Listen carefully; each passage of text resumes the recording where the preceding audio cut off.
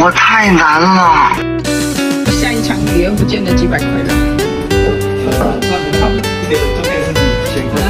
这段时间一直打雷下雨 ，CCTV 装了不到2个月，昨天中雷了，烧了电路板，换了420零级。保这们有什么避雷的办法吗？因为这样下去，感觉就像个无底洞一样，一打雷就得担心，这次是电路板，下次是什么也不知道了。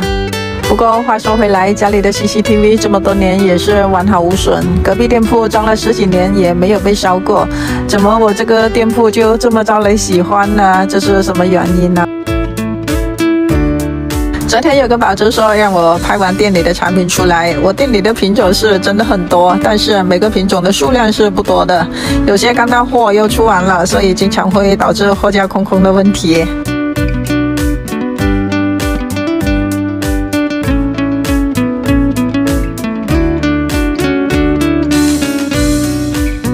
托盘爽只剩最后3个了，今天一保值一下子拿了4个回去。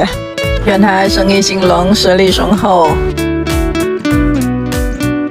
超好卖的值得浴巾，来货没多久，现在所剩无几了。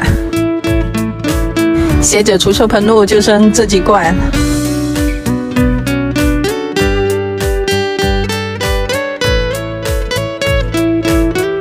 已经在催运输快马加鞭啦。